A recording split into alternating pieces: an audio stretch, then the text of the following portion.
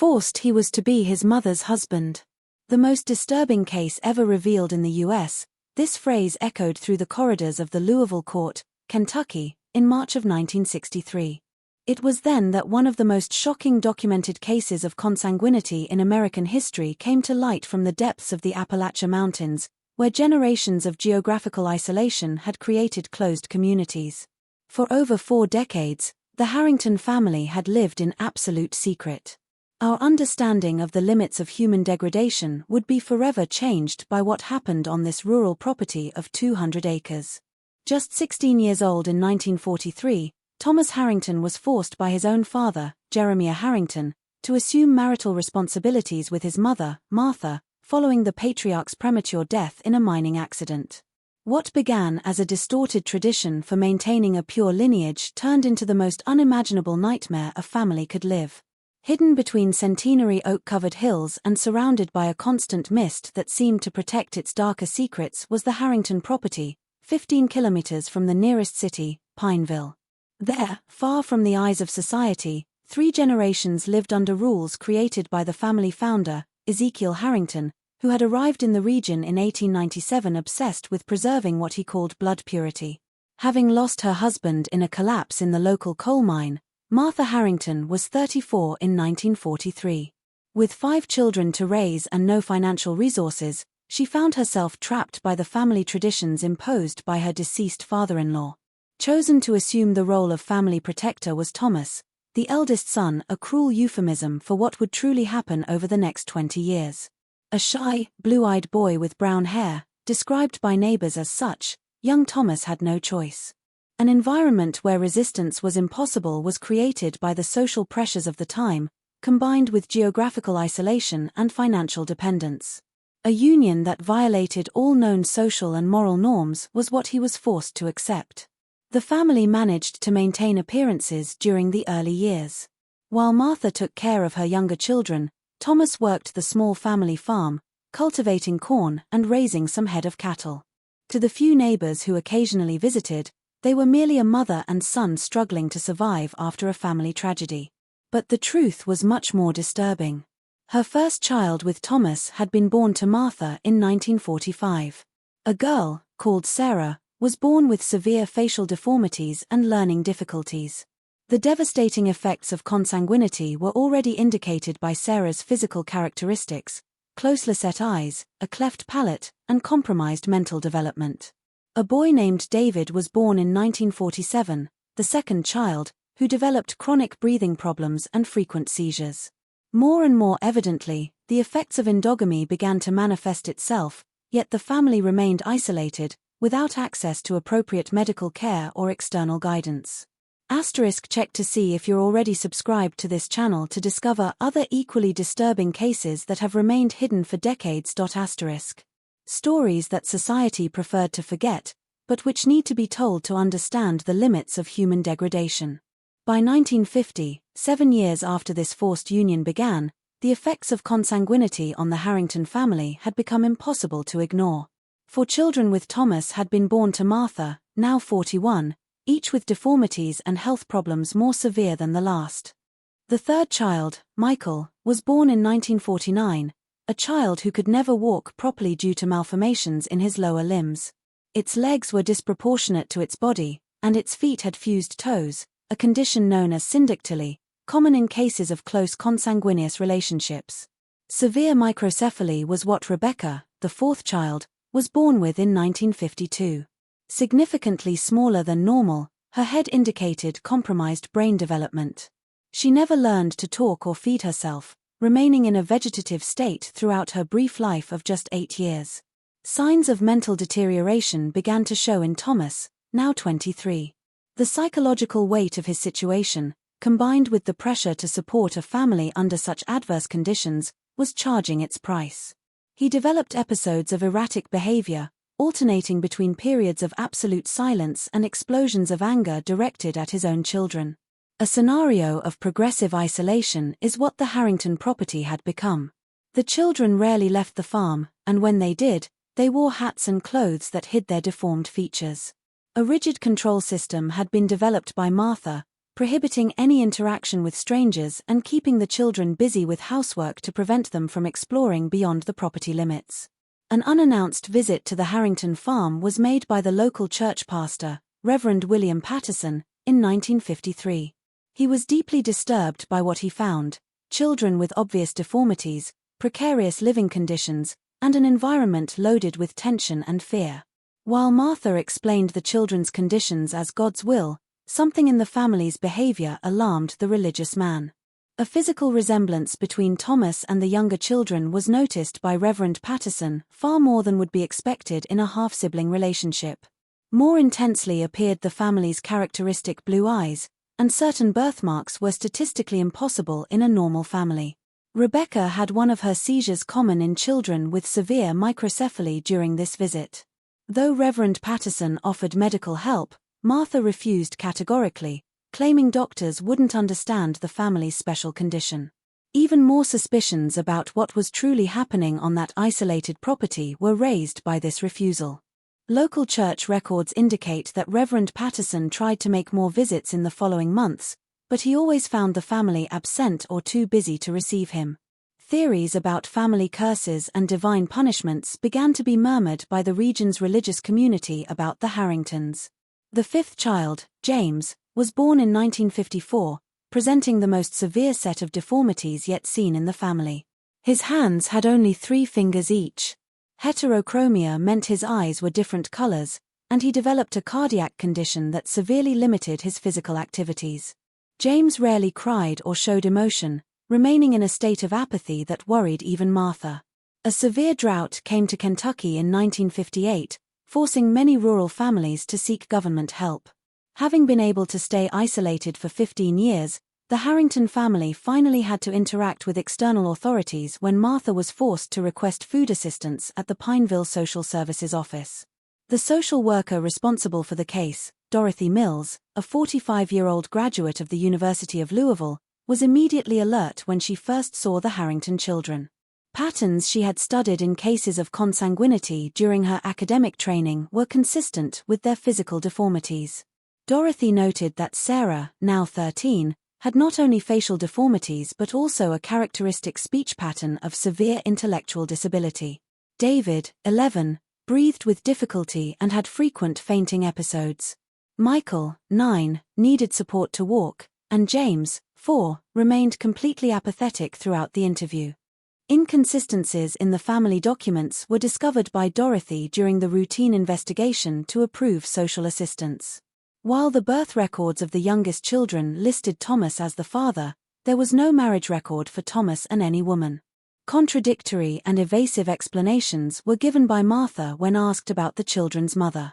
Unannounced home visits to evaluate the family's living conditions were decided upon by the social worker. She found Thomas and Martha sharing the same room while the 5 children slept in a room without proper ventilation on her first visit in September 1958. A marital relationship between mother and son was clearly suggested by the configuration of the house. When Dorothy confronted Martha about the situation, she received only vehement denials and threats that the family would move if she continued to be persecuted. Yet, the social worker had seen enough to suspect she was facing a case of consanguinity and child neglect. Something even more disturbing was discovered by Dorothy during this investigation. Talking to James, the 4-year-old repeated a phrase he had heard from the adults: "Dad Thomas is Mom Martha's brother." The social worker's suspicions about the true nature of the family relationship were confirmed by this innocent revelation from a child. Asterisk: the moment you hear an innocent child repeat words that reveal the horror of your own existence, you realize that some secrets are too heavy to be buried. Leave a comment telling us which part of this story has impacted you the most so far. Asterisk. Local Sheriff Robert Kane, a 52-year-old man who had served the community for over 2 decades, was immediately contacted by Dorothy Mills. When she shared her discoveries, the sheriff initially showed resistance to believing the severity of the situation. While cases of consanguinity were whispered about in rural communities, they were rarely officially investigated. However, too convincing to be ignored was the evidence presented by Dorothy. A disturbing picture that demanded immediate investigation was painted by the children's deformities combined with the domestic configuration and James's innocent statement. A search warrant to officially investigate the Harrington property was obtained by Sheriff Robert Kane in October 1958. They arrived at the farm on a hazy morning that seemed to mirror the dark atmosphere they would find, accompanied by social worker Dorothy Mills and county doctor Dr. Henry Morrison. Critical to documenting the children's conditions was Dr. Morrison, a graduate of the University of Kentucky School of Medicine with experience in basic genetics. A consistent pattern of congenital malformations he described as textbook examples of inbreeding depression was revealed by his examination. Sarah, now 13, had not only severe facial deformities but also progressive scoliosis that was compromising her respiratory capacity. Dr. Morrison documented that her mental age corresponded approximately to that of a 6-year-old child, and she had developed repetitive behaviors characteristic of autistic spectrum disorders. A congenital cardiac condition that severely limited his life expectancy was diagnosed in David, at age 11. His lungs were underdeveloped, and he had episodes of cyanosis, a bluish skin color indicative of inadequate blood oxygenation. Without medical intervention, Dr. Morrison estimated that David would not live beyond 15 years. So severe were Michael's, at 9 years old, bone malformations that Dr. Morrison recommended multiple surgeries, which were simply not available in Kentucky's rural medicine in 1958.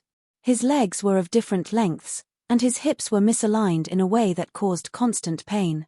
The most complex set of medical problems was had by James, the youngest at 4. In addition to visible physical deformities, Dr. Morrison found that he had mild hydrocephalus, an accumulation of fluid in the brain, which explained his extremely limited mental development and constant apathy. Under legal pressure and in the face of irrefutable medical evidence, Martha finally confessed to the true nature of her relationship with Thomas during the investigation. She admitted that after her husband's death in 1943, she had been forced by circumstances and family traditions to maintain a union with her own son. Obvious signs of psychological deterioration were shown by Thomas, now 31. Between periods of lucidity, where he expressed deep remorse for his situation, and episodes of mental confusion, where he seemed not to fully understand what had happened to his life, he alternated during his testimony. That Martha had suffered multiple miscarriages over the years, a common consequence of close consanguinity, was also revealed by the investigation. Dr. Morrison estimated that, considering the 5 surviving children, Martha had probably been pregnant at least 10 times, with half of the pregnancies resulting in natural losses due to genetic incompatibilities. Regional attention was gained by the case when Louisville newspapers published stories about Kentucky's most isolated family. Between those who expressed compassion for the family's tragic situation and those who showed revulsion and demanded severe punishment, the local community was divided. The decision to separate the children from their parents was made by the Bell County Court in December 1958. Different care institutions for children with severe disabilities were where Sarah, David, Michael, and James were placed. Rebecca had died 2 years earlier due to complications related to her microcephaly. 15 years in prison for crimes against morals and morality was the sentence given to Thomas Harrington in January 1959, a legal terminology of the time that encompassed incestuous relationships. A 10-year sentence was received by Martha, but due to her status as a victim of circumstance, she served only 4 years in a psychiatric institution. One of the most documented cases of consanguinity in 20th-century American medical literature is what the Harrington fate became. Danville State Hospital was where Sarah was admitted, remaining there until her death in 1967 at age 22 due to respiratory complications related to her congenital deformities. As predicted by Dr. Morrison, David died in 1962 at age 15 during experimental heart surgery at the University of Louisville. Medical studies on the cardiovascular effects of close consanguinity documented his death, contributing to scientific knowledge about endogamy. Until the age of 25, Michael lived, remaining in specialized institutional care. Despite his severe physical limitations, he developed some basic communication skills and showed affection for his caregivers. Kidney complications related to his congenital malformations caused his death in 1974. The youngest, James, surprised doctors by living until he was 31, dying in 1985. Although he never developed mental abilities beyond those of a 3-year-old child, he found some quality of life in a specialized institution where he received appropriate care for the first time in his life. After the family's arrest, the Harrington property was abandoned. The wooden house rapidly deteriorated, and nature began to claim the land that had witnessed so much suffering. Covered by dense vegetation that hides the physical traces of this tragedy, only the stone foundations remain visible today. Social assistance policies in Kentucky were significantly influenced by the Harrington case. A national child rights defender became Dorothy Mills, the social worker who discovered the case, and she helped establish more rigorous protocols for identifying neglect and consanguineous relationships in isolated rural communities. Released from prison in 1967, Thomas was never able to reintegrate into society. He spent his last years in a small boarding house in Louisville, working manual jobs and avoiding social contact. He died in 1983 at the age of 56 from alcohol-related liver cirrhosis, a form of escape he had found to deal with the trauma of his life. After her release in 1963, Martha moved to a small town in Tennessee, where she took on a new identity. She worked as a housekeeper until her retirement and died in 1979, taking her secrets to the grave. She never had contact with any of her surviving children after leaving the psychiatric institution. Important research on the effects of consanguinity in isolated human populations has been contributed to by the Harrington scientific legacy.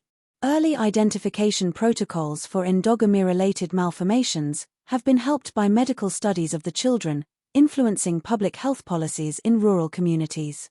A dark reminder of how isolation, distorted traditions, and extreme circumstances can lead whole families into profound degradation, this case remains.